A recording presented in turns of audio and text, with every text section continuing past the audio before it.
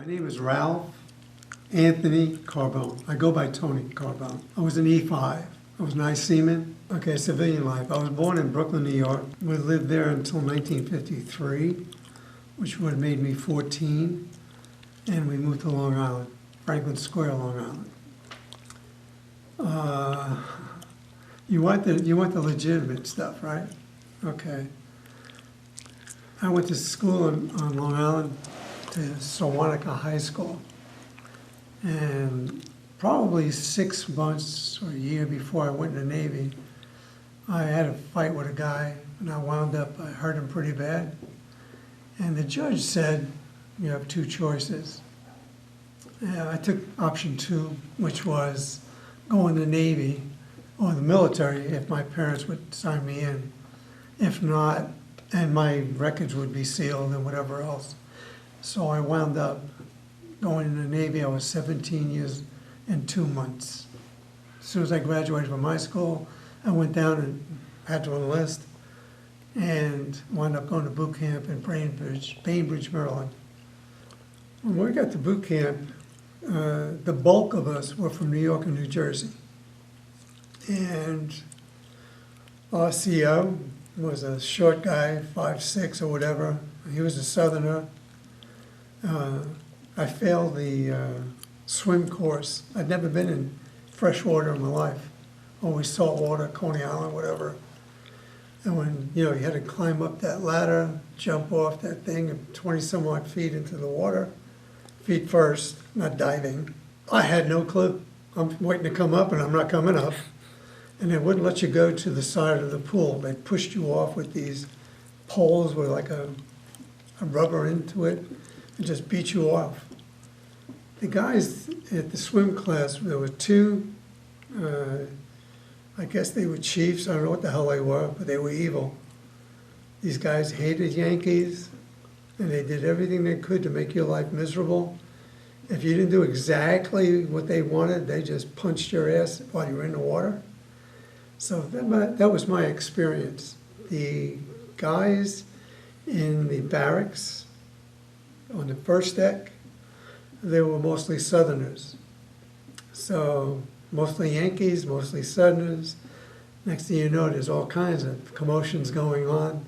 So yeah, the experience I had on Long Island worked out, because most of the guys that I was in with from New York, I would want them on my 6 no matter where I went.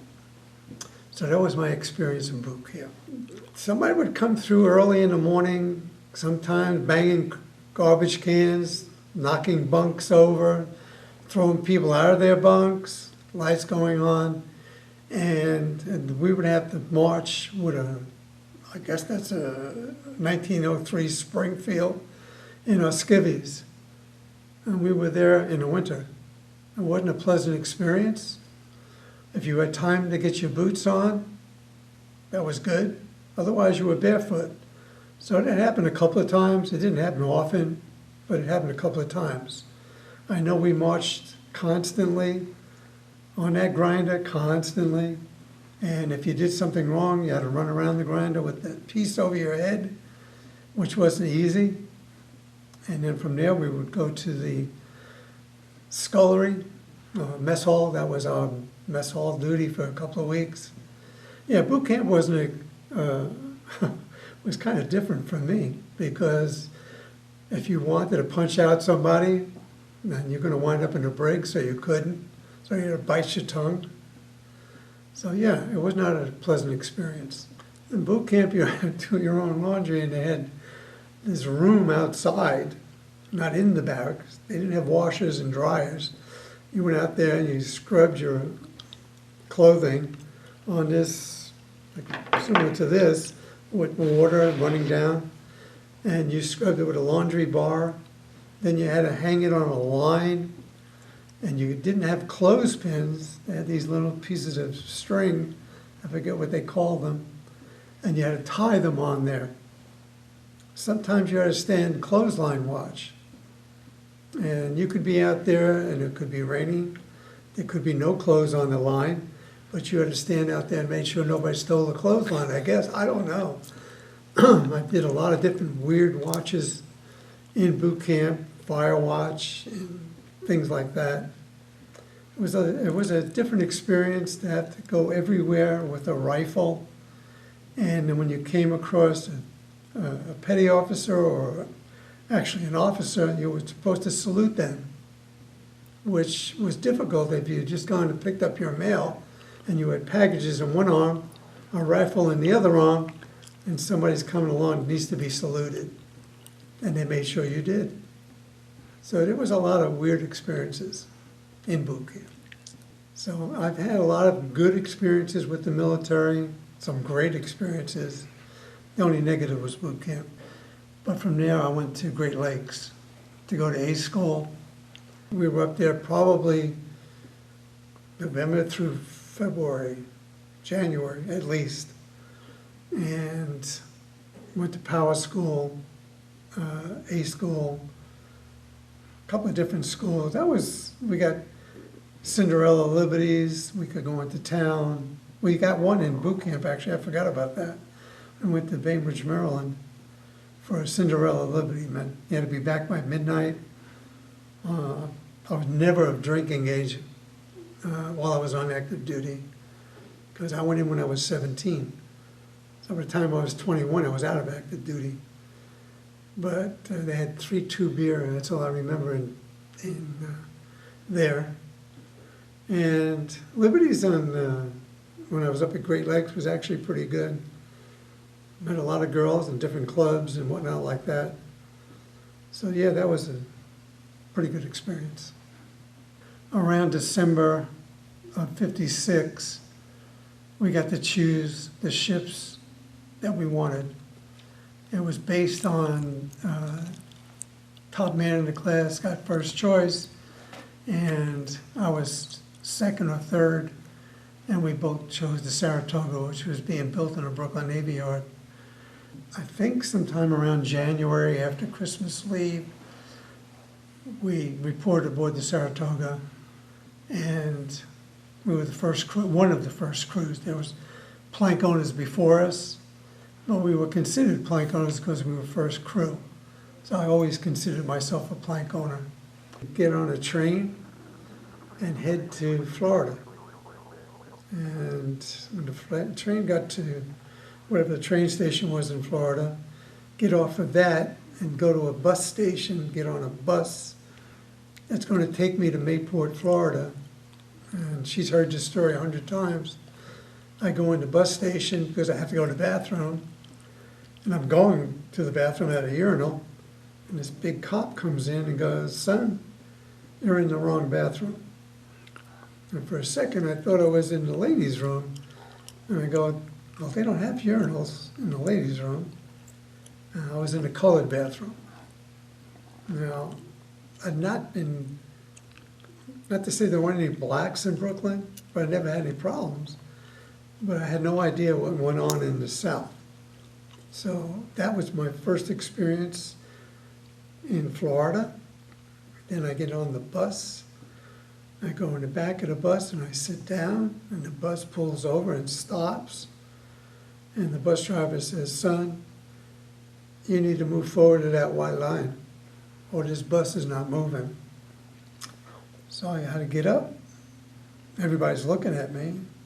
I go to the front of the, past the white line, sit down, and the bus takes off, takes me to Mayport, Florida, drops me off at the gate, and I have to go through the show your ID card thing, and then I have to walk like a mile and a half to the ship. I'm carrying my sea bag, my AWOL bag, and walk that mile and a half to the ship. It's the biggest thing I'd ever seen. I mean, other than the Empire State Building and things like that were vertical, here's a horizontal ship, monstrous, and going up that gangway with all the sea bag and whatnot, and then trying to find my way to E Division, which was not that hard, but asking a lot of questions. And that was my first day on board the ship. I can't tell you exactly when that was, but got to my division, got to my bunk, got to all those things, all those first meal on the ship, first everything. But it was start to finish, an experience, because now I have to maintain all the interior communications, sound-powered phones, MC, squawk boxes, gyros, things I had no clue, but I had to learn. Some I learned in school that they sent me to, but still on-the-job experience. And then I think, were one of the first ships that had closed-circuit television, and we had to make that work. The ETs did that, or some division did, but they had a problem. They couldn't, the picture was inverted, and they were trying to figure out what they could do electronically, because the camera, the TV camera, and the projector were connected with a tube about that long, about that big around, that went over the lenses. And I said, well, why don't you just invert that TV camera? Made sense to me, and it worked. So now we had closed-circuit TV. So one of my jobs was to show movies to the crew in the hangar bay or on the mess decks. And if you drew the short straw, you would have to show the captain's movie or the admiral's movie, which was a pain in the butt, because if you've ever been on a carrier, the O3 level is here, the movie booth is at the stern of the ship, and the captain and the admiral are in the middle. And you walk through the hall of mirrors, carrying a projector, film in a box, and a screen. Not pleasant. Okay, that's down memory lane. I was aboard when Eisenhower came aboard. Air Force One landed alongside the ship. They had been out for a couple of weeks, fortunately or unfortunately. I was on emergency leave. But they redid that ship. They spent a couple $100,000 on a virtually brand new ship to refurbish different things for Eisenhower, who wound up being on board for 2.5, 3 hours. And that was it. But we went out. Before we went out, they fired off 2 jets off the bow in port with no wind coming across the bow. Those pilots must have been scared, because you usually need 30 knots of wind coming across the bow. Well, they took off to impress him. They had guys on the flight deck prior to that with the "Welcome, Mr. President" spelled out, and then we took off. I was aboard when somebody from Greece, I think, Prince, King, Queen, whatever, they were aboard. They took them out for a short cruise. I love it. They take a carrier out for a short cruise for dignitaries. They had people coming aboard that ship who went to places that I wouldn't have thought they would have been allowed. And the only things I can think of that were distinctive aboard the time I was on the Sarah is when we went to Gitmo. And at that time, I think Batista was in charge of Cuba, and he would open Havana up one day, and the next day he decided it was closed. But I did get to go to Havana one day. And that was the first time I'd ever been on a ship that went into, and Staten Island Ferry was the biggest ship I'd ever been on. From there, somewhere along the line while they were building that ship, they figured out that it would never get under the Brooklyn Bridge because it had a mast this way, and they had to redo it and make it a hinged mast so it could go underneath the bridge. I guess at low tide, whatever. And we made our way to Mayport, Florida. I think the average age of the guys on that ship was probably 19. It was a bunch of young guys like me, a couple of older guys, but not enough of them. But we managed to get down there, and that was its home port for the entire 38 years it was in service. From there, we went on our first cruise, which was England, Scotland, France. I think it was called Operation Strike Back. I'm not sure. And next cruise was the Med Cruise, and that was 8 months. And so we got to go across the North Atlantic, first cruise, became a blue nose, because we crossed the Arctic Circle. I was an ice seaman. We maintained everything that had to communicate within the ship. We had nothing to do with radio, because that went outside the ship. But when the captain sat in his chair on the bridge, he looked at a propeller order indicator, engine order indicator, wind velocity, wind direction, all those things we took care of. And when he sat in that chair, they better all be working. And that was my GQ station.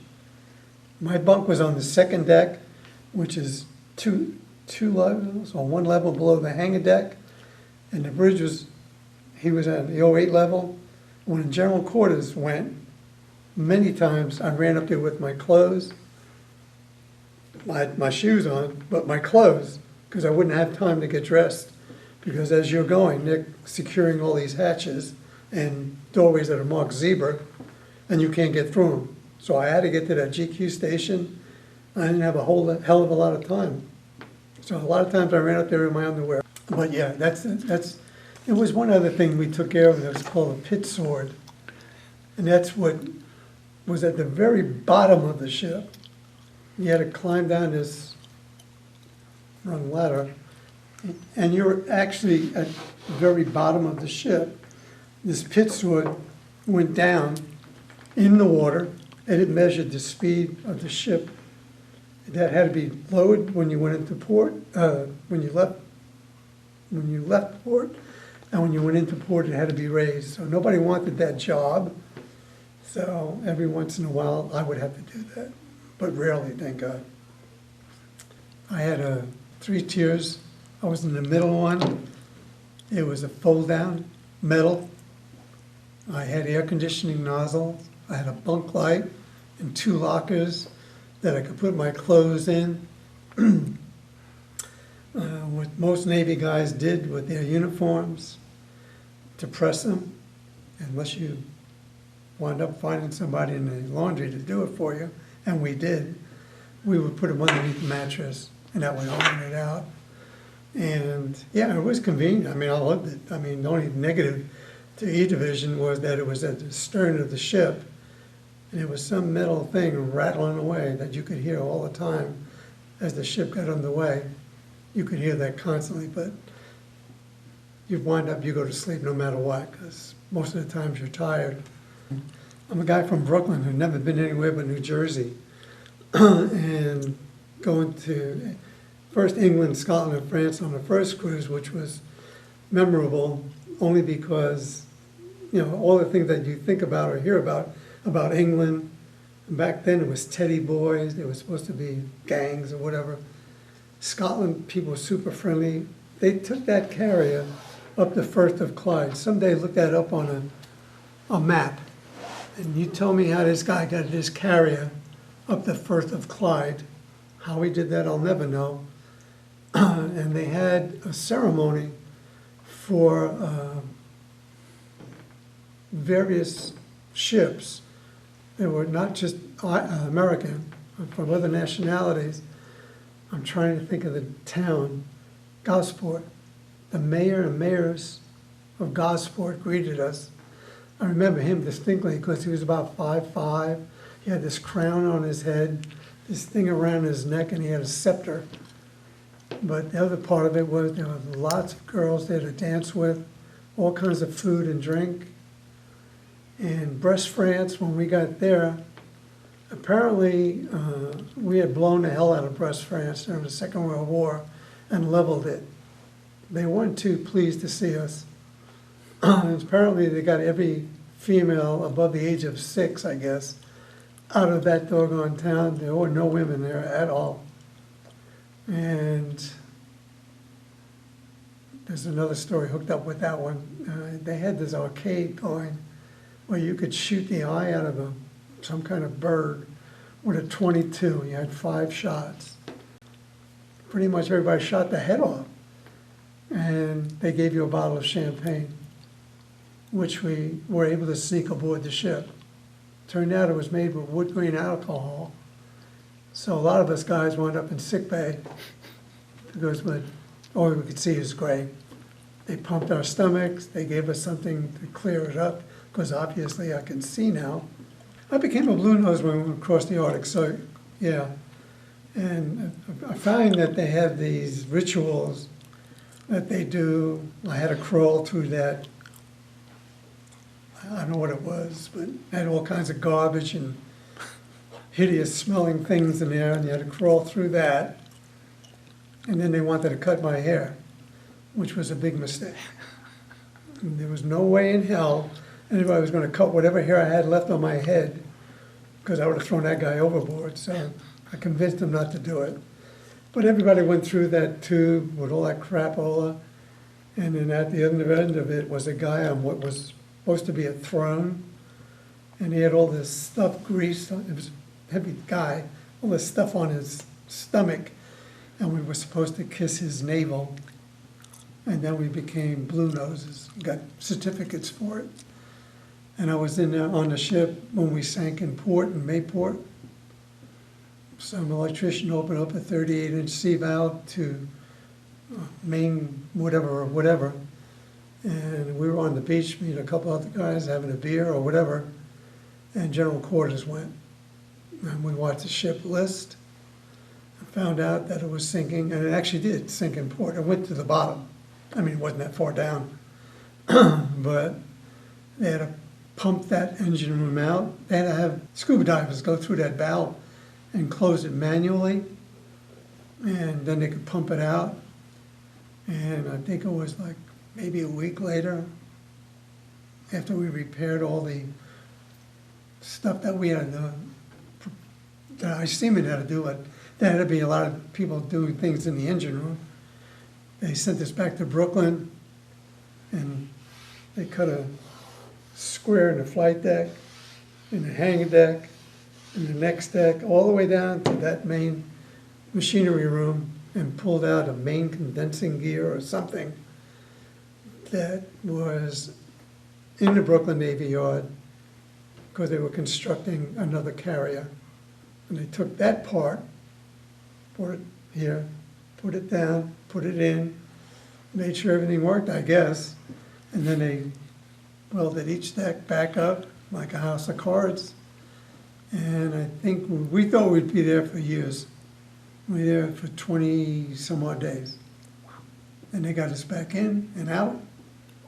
And then we were back in Mayport. And then I guess it was shortly thereafter we took the cruises, the mid-cruise anyway. I don't remember the sequence of years. You'd have to look that up. But that's another experience. But on the mid-cruise, we went to, I can't remember all the different ports, but I think everybody that you talked to that had been there would say Palma de Mallorca was probably one of the most beautiful, but Greece and Spain, all these places that I've tried to take it to most of the places I went to when on the cruises that I went on, and we just got back from Spain and Italy again. So yeah, that was for a guy from Brooklyn to go to all those places and see all those things. It was just, to go to the Vatican and St. Peter's and Venice.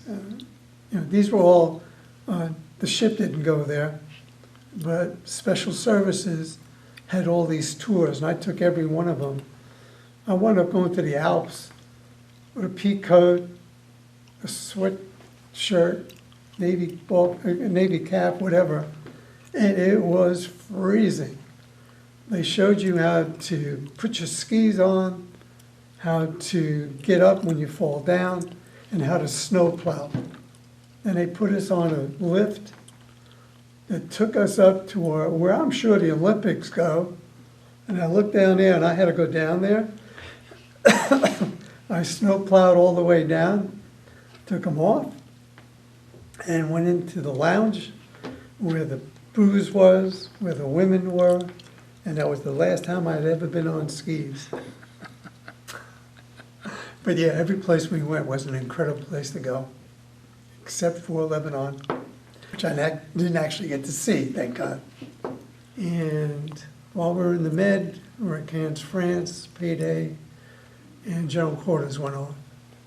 We had no clue. It was like 6 o'clock in the morning, and we were on our way to Lebanon to fly air cover for the Marines that were, I think they sent 3,000 Marines there.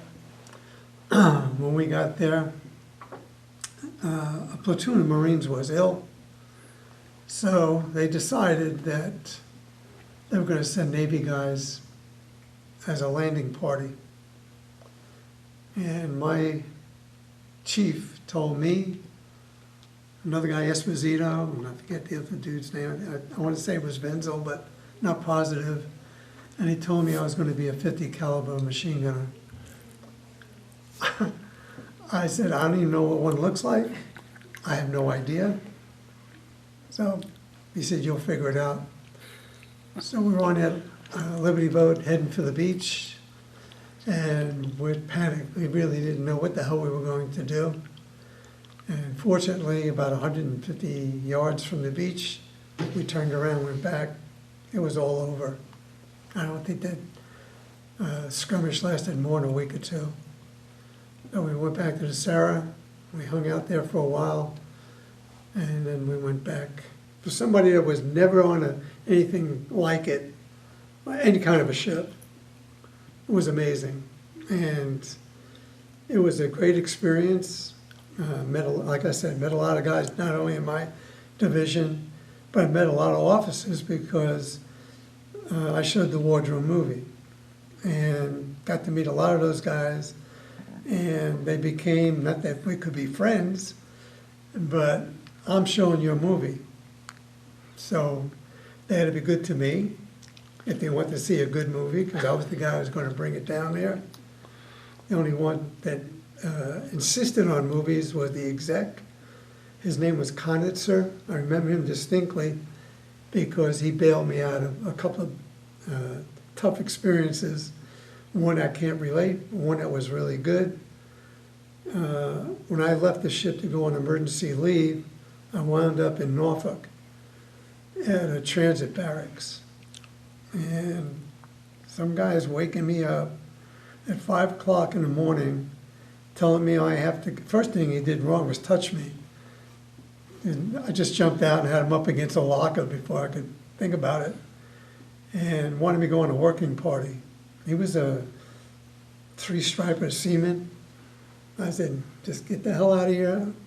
I'm not going on any working party. Because I still had that New York attitude I never got rid of. I went back in my bunk, and they sent up a 3rd class. Next thing I know, I got a chief standing in front of me, and I'm refusing to go because the working party was going to go to Virginia Beach and pull driftwood or whatever out of the water. I was in dress blues. It was 90 some odd degrees. I said, I'm not going. You give me a bathing suit or jeans, something I can wear other than this, and I'll go. You're refusing to obey a lawful order? I am. So they sent me to the base shrink. I love these stories because they're true. And he was sat down at the edge of his desk and, hi, Tony, how are you? And whatever. Offered me a cigarette. He asked me a lot of questions. And I said, I mean no offense. But when you get to the part where I go pull driftwood out of the water in dress blues, I'm not going. So all they could do to me then was restrict me. So I couldn't go on Liberty. I stood all these watches and whatnot until my ship pulled in. They gave me an envelope with all this paperwork inside, which I conveniently dropped over the side while we were on the Liberty launch. But the Navy always has something in duplicate, triplicate. They already had it. So when I got called to captain's mast, I was supposed to go to captain's mast. Connoisseur asked me about it, and I told him what happened, and he said, don't worry about it, I'll take care of it. So I never went to captain's mast. He took care of it. So yeah, I made, I'm going to call them acquaintances with officers, many officers, but him in particular, he packed a lot of weight because he was second in command. So yeah, that's another story. and Navy guys have 1,000,000 of them. All the good experiences, they were great. I mean, just being with these guys, naturally we showed movies to the crew, but we also showed movies to ourselves, and that would be down in the IC spaces that I was in after IC, and we showed them down there. We had all kinds of food and whatnot, ice cream, whatever. We would spend the day down there. I did have one good thing that made me feel like I did something worthwhile, is that when we did sea detail,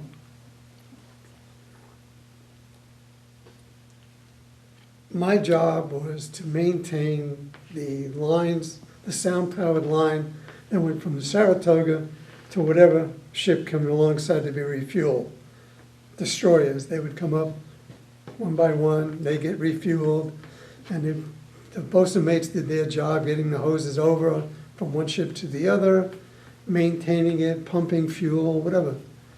I was out there one day and this guy sitting there, he's talking to the guy on the other ship, and it was at night, and guys were exhausted because we had done I don't know how many different destroyers, and that was our screen. I think we had 10 or 12, and he was falling asleep, and I saw the hoses go, and I saw the guy on the other ship, and it was the Kennedy, 850, I'll never forget it, and he cut the line, and that thing's going in the water, and that guy would have been in the water with it because it was around his head. I cut the wire just as it snapped, and I had to wake him up. And he wanted to know why I cut that wire. That's why, because you'd have been in the freaking water, asshole. Wake up. So that was a good thing. The only other bad thing that happened was on the flight deck. If you've ever been on the flight deck of a carrier at night, I don't know how those guys land. I don't. They're amazing. All they see is little blue lights in the flight deck and a deck edge mirror. And we were up there at night, and again, I'm maintaining Sao Paulo phones, and this guy alongside, he wasn't a nice seaman, walked into a prop, took his arm off at the shoulder, and that was a horrible thing. So he wound up in sick bay, they flew him, and I'm pretty sure to Walter Reed. They got him off and got him to Walter Reed somehow. Whether he survived or not, I don't know. So those are two distinctive memories, bad ones. All the other ones were good, lots of fun, just a bunch of good guys doing our job, and we were all roughly the same age. So yeah, typical teenagers. On the beach, I was one of the rare ones. I'm not a drinker. I mean, not that I wouldn't have a beer, but I actually took my camera off and took lots of pictures. So I knew where they'd be, the first bar when I came back to Fleet Landing. One of the guys on that ship had been in the March of Bataan, and he was an alcoholic, and he was a chief petty officer, and that guy could do anything short of murder and get away with it, no matter what it was. After what he went through, yeah, it was actually me and another guy got to talk to him, and the reason we got to talk to him is because we had some alcohol that we had gotten from sick bay, and they used to color it and tell you if you drank it you would get really sick. So we filtered it through a loaf of bread vertically, and it was pure, clean. And somehow we got to talking to this dude and told him we had it, and he told us about the march. How he could ever live through that, I don't know. But he cried a lot. He had me crying because of guys that he was with who were bayoneted and whatnot because they couldn't keep up. And yeah, it was a horrible story, one I don't want to remember. Done with that one. In '59, my mother had a heart attack, so I put in for a hardship transfer, and I left the Sarah in '59, went to the USS Tarawa, another carrier. And a year later, we decommissioned that ship in Philadelphia. I got out of active duty, went to reserves, was off and on. Finally retired from the reserves, had my 20 in, and I was done. And that's my military career. I regret getting out of active duty. I should have stayed in active. But we did have other experiences. My drill site was supposed to be Winter Harbor, Maine. I was supposed to go there for my 2 weeks, and one year they said, you have to go to Edsall, Scotland for 2 years to do your 2 weeks. I said, oh, wow, that'd be terrible. So we both went to Scotland 2 years in a row, 82 and 83. Great place to go, great duty. So I've had a lot of good experiences with the military, some great experiences, but time aboard ship, I mean, I made friends. Two of them I'm still in contact with, and this is 60 some odd years later. You make friends lifelong friends. You know that these guys are going to have to take care of you. You got to take care of them. So our experiences on the whole were great. Absolutely. I wouldn't have traded one day